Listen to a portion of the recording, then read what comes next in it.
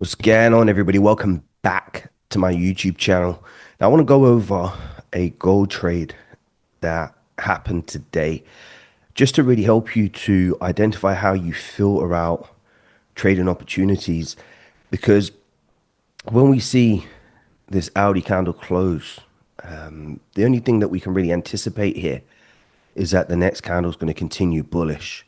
Now, regardless of the structure of the market, even though we can see that price was in a very strong uptrend on the hourly, and for the first time in a long time, we've finally broken that structure to the downside. Kind of looks like we're now shifting in the bias here. We have price creating a really extended structure. We have a lower high that gets formed. And then the idea really is once price starts to take out this higher low, we can anticipate price to continue bearish. We don't really want to look at the market that way. When we're trading a single candle's movement, the idea is that once a candle closes bullish, the next candle will continue in that direction.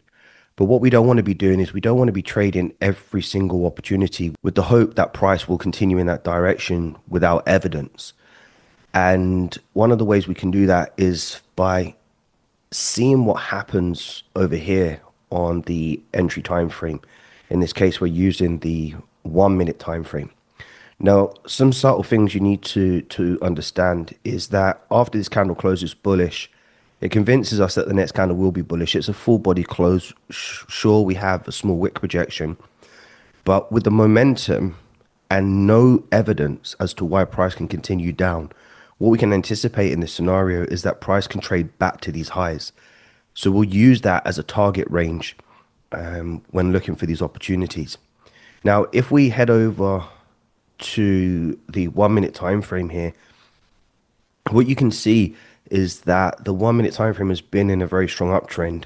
And yes, we have finally shifted that structure back to the downside. So granted, we always want to trade in the direction of the trend. That is one of the confluences that we use. And this red line here represents where this Audi candle closed. Now, as you can see on the 1 minute time frame, when this Audi candle closed, you can see that price created a lower high to continue bearish. Now, this is completely fine because in theory, what we don't want to be doing is we don't want to be entering at the top of an uptrend, even though in some scenarios that's completely fine. But here you can see that price is in a downtrend. Now, just because it's in a downtrend, it doesn't mean that you're going to sell it when you see a pattern form. What you have to understand is that when this Audi candle closes, you have to have a directional bias in the back of your mind. And this is probably the most important part of your decision making. When it closes bullish, you have to lock in a decision. Is the market going to continue back up to these highs as we anticipate? Or if the 1 minute time frame from a pattern perspective is creating a downtrend and the new candle creates a top wick and flips bearish, do we trade this back down to the lows? And that's sometimes where it can get confusing, where you're trading two candle deviation theory or one candle deviation theory. What you have to understand is, let's assume that you was in these buying opportunities for whatever the reason, your stop loss was below these lows. Now, let's say the target back to the high is 3R. Once this candle closes bullish, even if the 1 minute time frame is illustrating a downtrend, you still would be holding this trade with the assumption that this Audi candle can continue bullish. So that stays true to your pre-analysis and the idea that price is going to continue up. So you don't want to then be switching your bias just because of a pattern. The most important thing here is understanding that process over pattern is more powerful than pattern over process. So with that being said, how do we filter this out? Now assuming that this candle is going to continue bullish and we want to be a part of that. Well, what we need price to do first is we need price to pull back to create a bottom wick, which as you can see in this instance, it starts to do. And we start to see a shift in this structure back to the upside. What we have here is technically a buying opportunity, but from a pattern perspective, it's not perfect. But what we call this is an invalidation and a reset, because price now coming off the back of an uptrend, has attempted to go bearish, has failed, and now is starting to form an uptrend. So with the idea that this candle can continue bullish, we now have a sentiment where price is creating a somewhat pattern, not the most cleanest of patterns, but we have a higher low forming. There's a base there. What we're missing from this is a V shape. And a V shape is just simply price creating, if you see over here, a higher low formation, which can simply be identified over and over again, that an uptrend is formed and that price is going to continue in that direction. So with price now invalidating this downtrend, we have a reset of the previous move. So the previous move is what the last hourly candle was doing, which was moving bullish. If you wish to enter this trade, this is completely fine. Now, I would say that entering trades like this is 100% fine if you understand process over pattern.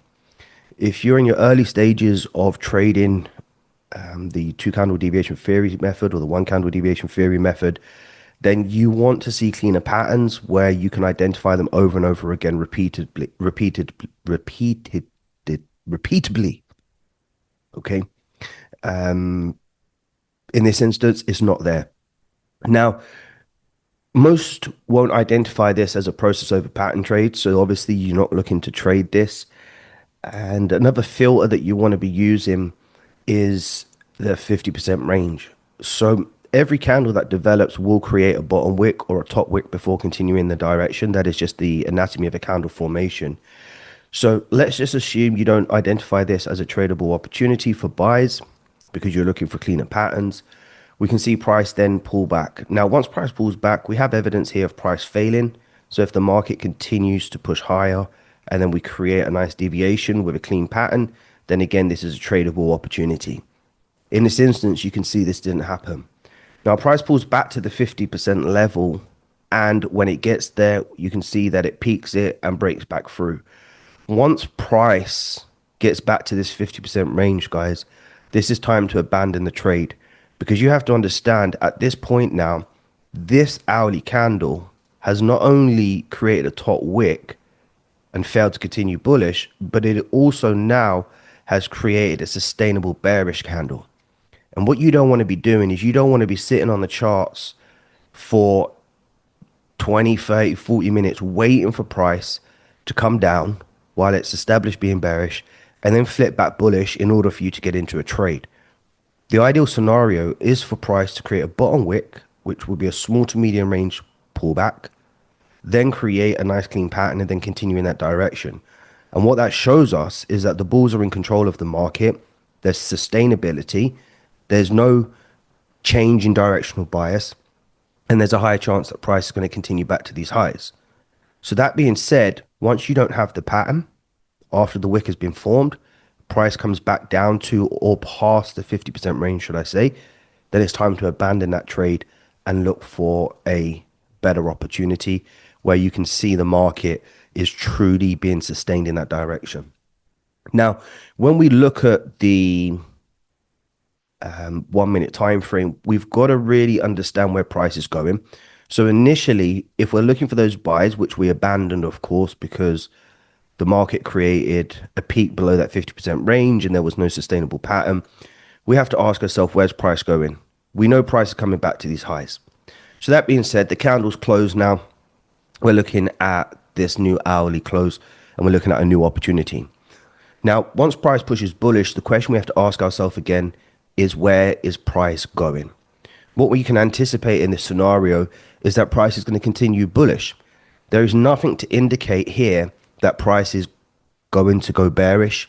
Granted, we do have an area in the market where price is responding to, but until we have evidence of, let's say, a bearish candle close in anticipation of the next candle continue bearish, there is no reason as to why we should be thinking after this candle closes bullish, why the next candle cannot continue up. And that is something that you've got to get to grips with. Try not to spin your own narrative on the analysis and just really following through where the market is going. So in this instance, this candle closes bullish, so we must assume that price is going to continue bullish. Now, looking over the 1 minute time frame, this is where the candle closes. Now, what we can see here, the market had been consolidating for a period of time, and this was before the close. This was price trying to push higher, constantly failing, but yet we still maintained a strong hourly close. So the only thing that is convincing in this scenario is that price is going to continue up. Now, everything to the right of this is a new hourly candle open, which is this information here. And what we need price to do is create a bottom wick, which it does, and then we need to see it flip bullish. So with our previous example, what we saw is that price created a bottom wick, attempted to go up, failed, then came back past the 50% range, and then eventually came back up. In this scenario, you can see here we have a lot of sustainability. And sustainability simply means that we have an area in the market where price is failing to break. We also have a pattern here that is recognizable. So we have a nice V shape. We want to look for patterns that are recognizable along with working with the process that the next candle will be bullish, so that when we come to the charts, we know what we're looking for. That being said, we have the base, we have a nice V-shaped pattern, we have the previous candle that's closed bullish in anticipation for the next candle to continue bullish. Now, what you want to be doing as well when making this analysis is you want to be asking yourself, okay, I'm going to take this candle as a buying opportunity. I'm going to trade this candle as a buying opportunity. However, I need to know where the market is going. Now, as you can see, once price pushes bullish, the only time we're going to really find some sort of resistance is when price gets to this high. And this is our target high in this scenario. This is what's going to determine what our risk to reward is going to be. You don't want to just say flat out, I'm going for 2 hours, 3 hours, 4 hours, 5 hours. You want to be working with a range of the higher time frames to anticipate where price can go, so you can maximize your expected value long term with the trades that you're taking. So that being said, we know here is an area where we can target. Now, what you don't want to be doing in this scenario is you don't want to be being greedy. You don't want to be going for 10-hour trades if you only need 3 hours to pass the challenge. You don't want to be going for 7-hour trades if your target for the day is 3 hour, or you don't want to be going for 4-hour trades if you're just trying to build confidence in the market and you're pushing to work towards 3-hour wins. So even though you have a target high, it doesn't mean you need to target it, because let's say the target high was here. Now you'd be pushing for, let's say, a 15-hour trade when we enter this, and 15-hour is just not something you're going to hit every single time, and definitely not something you want to be targeting, because unfortunately it's really going to lower your win rate. So that being said, we understand where our target is. We understand that the next candle will be bullish. We also have price create a bottom wick, and we have price respecting this 50% range. So we have that sustainability. So now when we're looking to enter this trade, as you can see here, what the first thing we're looking for is for price to create that bottom wick. Then we're looking for price to flip bullish. Now, the reason why we need price to flip bullish at this stage is because now we have a candle with an anatomy that has been formed. And as I mentioned, that's wick first, body next. Once that flips bullish, then what we want to expect is that we're joining the moving train to the upside as opposed to trading against it. If we enter with a pullback, we're trading buys when the candle is bullish. But when the candle flips bullish, then we're trading the candle when it is bullish.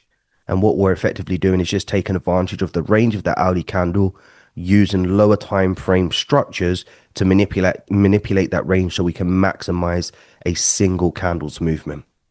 So that is something you have to make sure that you're taking notes of when you're logging your data and the trades that you're taking, that every trade you take is taken when you're buying, the candle is bullish, when you're selling, the candle is bearish. So that being said, this is the final result. As you can see here, we have the wick that was formed, price is respecting the 50% range. We enter when the candle is bullish. We have a recognizable pattern, which is a V shape. We have the previous candle that's closed bullish in anticipation for the next candle to continue bullish back to the target highs. And in this instance, this is a 5-hour trade, which is usually the ideal target that you want to go for in most scenarios when you have a range back to the high. Now, the range back to the high may be 7R. Maybe in this instance, it might be even 7.5 to 8R. You have to really ask yourself, what am I getting out of 7 and 8R, a 7 to 8R trade? Granted, you're making more money. Granted, you may be getting closer to passing your challenge. Granted, you may be putting yourself out a drawdown.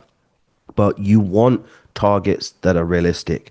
And the higher R's that you go for, the lower win rate that you're likely to have. In this scenario, if you went for the highs, perfect. If you decided to go for the 5R, which is usually the ideal that we go for in NDS, then this would be the result. If not, obviously this would be a break-even trade. But even 3R, 2R in this scenario is perfectly fine. But just understand some of the small nuances, guys. It's very important how we can avoid trades and how we can get into trades. And this is two perfect examples that happen on gold, and quite a few lessons that you can take away from this. Anyway, if you enjoy this video, guys, hit the like button for me, subscribe, turn on notifications, and until next time, as I always say, continue to trust the process.